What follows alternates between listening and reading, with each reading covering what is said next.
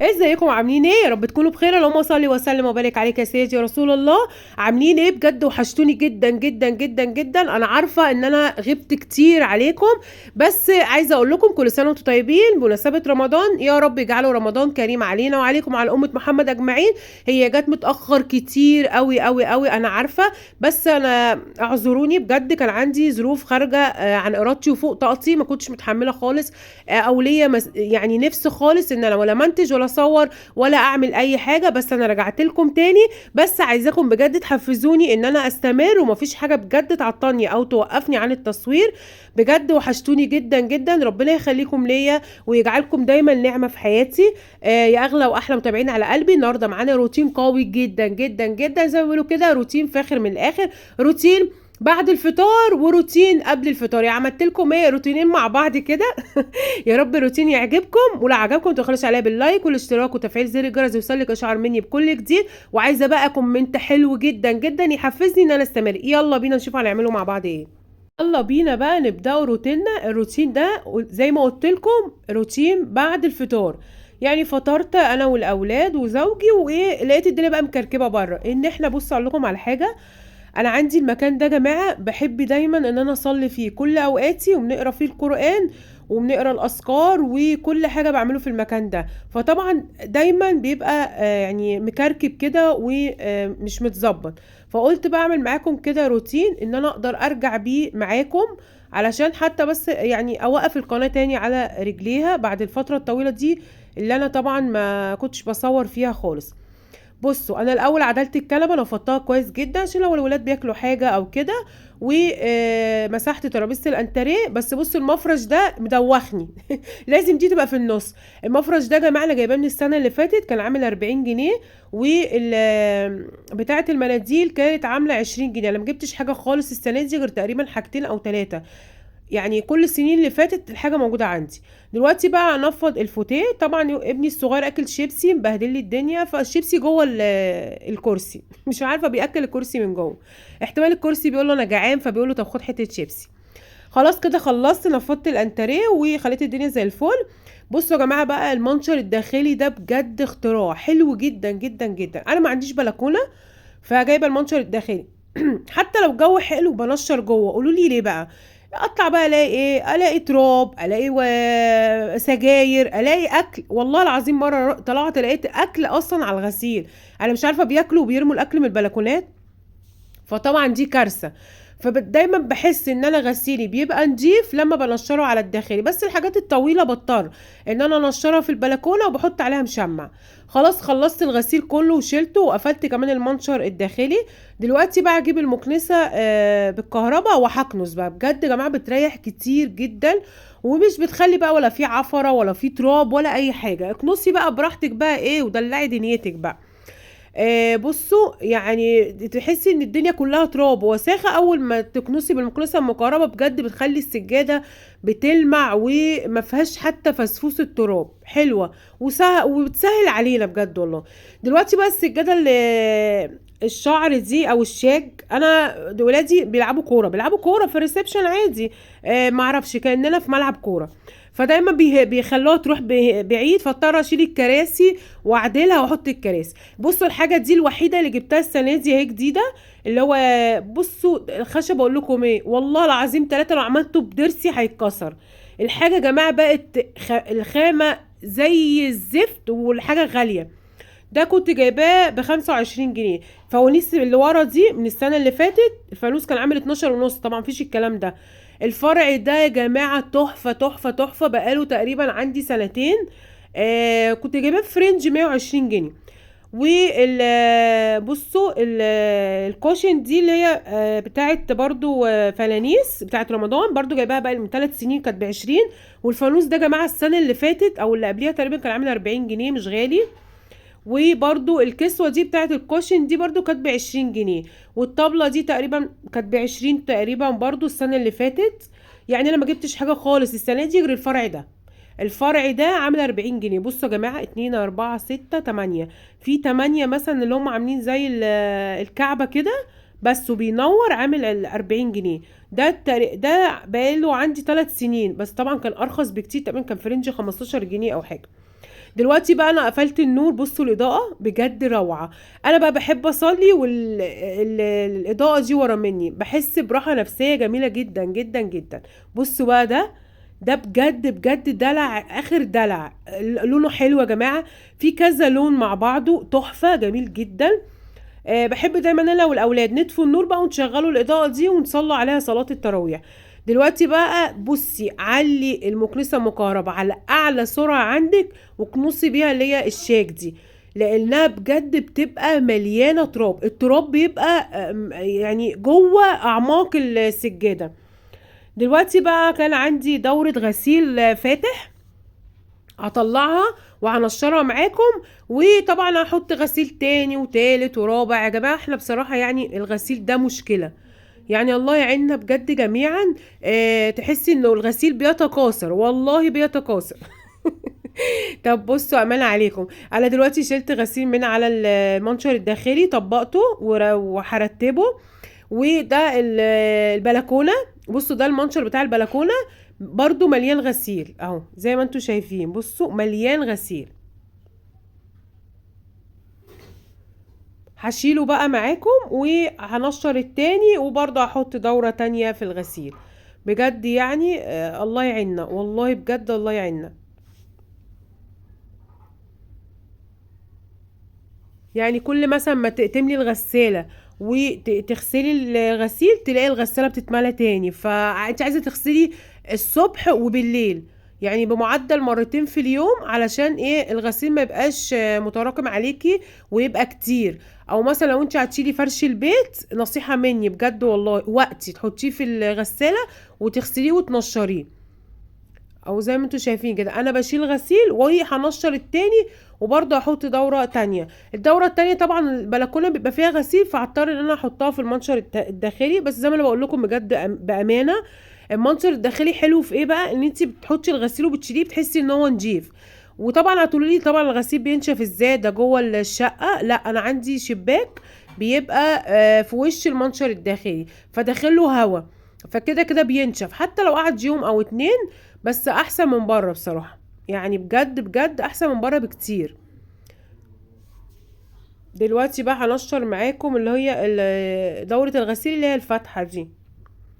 بصوا احنا عارفين ان وقت رمضان ضيق جدا جدا جدا بجد والله. بتقومي من النوم بتعملي الفطار بتغسلي المواعين، ما بتطلعيش بجد من المطبخ غير والمغرب بتقول الله اكبر. انا كل يوم على كده، يعني بجد يعني بجد بتطلعش من المطبخ غير والاذان بيقول الله اكبر بتاع المغرب. يا دوبك هتفطروا واصلي المغرب، وبعد كده تغسلي المواعين. ما تخليش مواعين، المواعين اول ما تلاقيها في الحوض اغسليها، لانها بجد المواعين برضو بتتكسر زي الغسيل. هتخشي بعد منها بساعة او ساعتين، لا نصيحة مني، هتلاقي المواعين بقت كتيرة جدا جدا، والمطبخ كده متشقلب ويعني حالته بالبلا. فاول باول هتصلي المغرب، هتقري قرآنك، هتسبحي، هتقري الاذكار، خلاص كده تمام. تقومي داخله غاسله مواعينك، عامله كوبايه الشاي، اقعدي كده يعني في روقان شويه، تكون بقى ايه صلاه العشاء ابتدت. تصلي بقى العشاء وتصلي التراويح، لان طبعا التراويح بتاخد وقت مننا. وطبعا تقري برضو قراءة القرآن وتستغفري ربنا وتسبحي والكلام ده كله. بجد يا جماعة يعني الأيام دي هو من أجمل أيام الحياة كلها، شهر رمضان ده. فعلى قد ما تقدري استفيدي بالشهر ده في قراءة القرآن وتختميه على قد استطاعتك. دلوقتي بقى انا خلاص خلصت. طبعا البانيه دي انا هعملها تاني يوم، فبحب اتبلها من بالليل، بتشرب كده التتبيله بيبقى طعمها روعه. انا حطيت بهارات فراخ بجيبها من عند العطار وبابريكا، وحطيت ملح، وهحط زعتر وبصل بودر وتوم بودر، كل ده اللي انا بقوله لكم هحطه. وشويه ملح يا جماعه صغيرين. قولوا لي ليه بقى، لان الملح انت لو تبلتي بيه البانيه من بالليل لحد تاني يوم، طبعا بتشرب الملح بتبقى حادقه. فنصيحه مني ما تحطيش ملح كتير. مش عايزه تحطي وتقومي الصبح مثلا تحطي عليها براحتك، بس انا بحط حبه صغيرين جدا. وحطيت شويه شطه كده عشان تبقى سبايسي وطعمها كده حلو. بتبلها زي ما بقول لكم، وبعدين بحطها في التلاجة، الرف اللي هو ال 15 يوم ده، وتاني يوم بعملها. بصوا انا كان عندي لبن، حطيت شويه لبن. عندك زبادي، حطي معلقتين زبادي. بجد الزبادي واللبن بيخلوا البانيه في حته تانية خالص. تيجي تاكليها تاني يوم لما تيجي مثلا تقليها او تشويها، بس انا قليتها. لما تيجي تقليها بجد ما تحسيش بطعم زفاره. تحسي ان هي مستويه، طعمها جميل جدا جدا. مش يعني لما لو انت هتعمليها في نفس اليوم، مش هتتبليها فتره طويله، انا بحس والله العظيم بزفاره، وبحس ان هي فيها دم كده بتبقى وبتشد معاكي. لكن زي ما انا بقولك تتبليها كده من بالليل، بجد روعه روعه روعه. ده كان تاني يوم طبعا. هعمل بقى مكرونه سباكيتي واعمل لها صلصه، وهعمل البانيه اللي انا تبلتها معاكم من بالليل. لكن ده جماعه تاني يوم. احنا خلاص خلصنا الروتين ما بعد الفطار، ده الروتين قبل الفطار. جبت ميه عادي، حطيت فيها ملح، ونزلت بالمكرونه الاسباجيتي. بصوا انا بحب اقسمها على نصين. في ناس كتير قوي بتعملها مثلا زي ما هي كده الواحده بوحدتها، لا بتبقى طويله جدا. لو معاكي مثلا اولاد صغيرين مش هيعرف اصلا ياكلها، فانا بقسمها على اتنين، وساعات بقسمها على تلاتة، بس على حسب ايه المزاج. يعني المره دي انا قسمتها على اتنين. دلوقتي بقى هعمل الصلصه. هجيب حله واحط فيها الماده الدهنيه، طبعا زيت. زي ما انا بقول لكم انا بحب استعمل زيت عافيه، عباد الشمس. بجد حلو وخفيف جدا جدا على المعده. طبعا تجيبي بقى طماطم، يعني نقوله مثلا في حدود، هي بتحب الطماطم كتير جدا. دلوقتي بقى انا هحط معلقه كده صغيره من التوم ده انا مفرزاه. حاطه عليه فلفل اخضر وشويه ملح صغيرين، وحاطه برضو شويه زيت. بجد بيوفر عليكي ان انت تجيبي بقى الكبه وتضربي التوم في الكبه والكلام ده. لا، بتطلعيه جاهز من الفريزر وتستعمليه في كل بقى اكل. احنا عارفين طبعا ان التوم والبصل داخل في كل الاكلات او معظم الاكلات. دلوقتي بقى يعني ايه، بصوا جبت طماطم في حدود كيلو طماطم كده، بحب الطماطم بتاعتها كتيره. وضربتها في الخلاط ونزلت بيها على التوم. يعني التوم يعني ما تحمروش قوي، يا دوبك تشمي ريحته كده وياخد معاكي لون بسيط، وتنزلي بيه عصير الطماطم. حطي بقى بهاراتك اللي انت بتحبيها. انا بشوف ناس يا جماعه بجد على اليوتيوب بيحطوا كزبره على المكرونه، صلصه المكرونه. انا عمري في حياتي ما حطيت كزبره، ولا افكر اصلا احطها. ما اعرفش. انا يعني اعتبر بهارات صلصه المكرونه. بنحط طبعا سكر عشان بيعادل الحموضه، بنحط ملح، بنحط فلفل، ممكن نحط شطه لو تحبيها سبايسي. بصل باودر وتوم باودر، بتحطي شويه زعتر وشويه خل بس. انا بالنسبه لي دي الحاجه اللي بحطها على الصلصه بتاعت المكرونه. وفي ناس بتستكفي فقط لا غير بالملح والفلفل ورشه السكر. يعني كل واحد فعلا وطريقته في الاكل، يعني كل واحد فعلا له طريقته. بس بجد الطريقه دي بتطلع معاكي صلصة مكرونة فظيعة، طعمها روعة روعة روعة. وشوية بابريكا صغيرين بحيث ان هي تديها ايه، لون. يعني الصلصة حتى لو معاكي الطماطم فاتحة، لا البابريكا بتغمق شوية الصلصة. ايا كان صلصة بقى، صلصة طماطم، قصدي سوري، صلصة مكرونة، او ممكن هتعملي صلصة طبيخ عادي برضو، ايه بتغمقها سنة معاكي. هقلب بقى كل المكونات دي مع بعض، البهارات اللي احنا حطيناها مع عصير الطماطم، وطبعا هغطيه لحد ما تتسبك معانا، ونحطوها على المكرونة. أكلة سهلة. افكار لازم بجد، يعني كل واحده عندها فكره تقول للتانيه. مثلا النهارده عامله مكرونه وبانيه، واحده مثلا تقول لها طب انا عامله مسقعه، واحده تقول لها طب انا عامله مثلا قلقاس وفراخ، حد يقول طب انا عامله سمك مقلي ومثلا رز صيديه. بناخد الافكار من بعض بجد والله، وبتبقى حاجه حلوه. ان انت لو انت محتاره تاني يوم تفطري ايه، لا انا عندي افكار وهعمل. دلوقتي بقى هعمل معاكم صوبيا. الصوبيا انا بجيبها من عند العطار، روعه روعه روعه جميله. ما بحطلهاش سكر كتير يا جماعه. يعني بصوا الشفشه ده كله ممكن احط له 3 معالق ونص سكر او 4. لا 4 معالق سكر. ما بحطش السكر كتير، بشوف ناس تحط سكر بطريقه رهيبه. انا ال4 معالق دول بيطلعوا معايا مظبوطه وطعمها جميل جدا جدا جدا. دلوقتي بقى هجيب الصوبيا، انا جايباها ومفضياها في علبه كده وحطاها في التلاجة. منها انا بحافظ عليها، ومنها العلبه احسن من الكيس والكلام ده. احط بقى 3 معالق وحبه كده من الصوبيا، من مسحوق الصوبيا اللي انا جايباه من عند العطار. يعني 4 معالق سكر على 3 معالق او 3 ونص من الصوبيا. احطي بقى اللبن بايه بالبركه، يعني انا بصراحه ما عيرتش، بس دول في حدود كوبايه ونص من اللبن، او انا كملت كمان لبن، يعني يقولوا كوبايتين لبن، وهكمل برضو كوبايتين من الميه بتعادليهم. حباها تبقى اللبن بتاعها اكتر، هتضطري ان انت تحطي اللبن اكتر من الميه. بصوا انا زودت اهو لبن، يعني حطيت تقريبا كوبايتين من الحليب او من اللبن، وكملت ميه تقريبا في حدود برضو كوبايتين من الميه او كوبايه ونص. بتطلع معايا بصراحه يعني طعمها حلو، ومش كلها لبن قوي ومتبقاش برضو خفيفه. اهو بصوا انا زودتها برضو ايه ميه، وانتي وراحتك شوفي انتي بتحبي ايه اكتر فيها. لو بتحبي لبنها كتير زودي بقى اللبن، بس انا والله بجد انا حطيت كده المعيار يعني بالبركه، بس انا بقول لكم يعني انا عارفه معياري. بصوا بقى طلع الحبه دول، بصوا ازازه مليانه ونص ازازه. الازازه دي انا كنت جايبه فيها خروب مش صوبيا ب25 جنيه، ما بالك بقى الصوبيا هتلاقيها في حدود 40 او 45 جنيه. دي بقى البانيه، طبعا انا عملتها في الفيجيتار، ولو عايزاها تبقى كريسبي قوي هتحط لها معلقه نشا، بس انا طبعا عملتها لوحدي مش معاكم، لان كلنا شطورين يعني وبنعرفوا نعملوا البانيه المقليه. عادي جبت زيت غزير وسخنته ونزلت بالبانيه. بصوا الجمال بقى، بجد لونها تحفه، طعمها والله العظيم بجد روعه روعه روعه، لان انتي متبلاها من بالليل، بتختلف يا جماعه في التتبيله، بجد بتديها طعم روعه. دلوقتي بقى خلصنا الفطار وفطرنا، وكنت غسل المواعين، يعني هرتب بقى المواعين كلها على الرشاقه، علشان طبعا عندنا مواعين تانية. والله يعيننا بجد في رمضان على المواعين، بجد والله ربنا يعين كل ست، اللهم امين يا رب العالمين.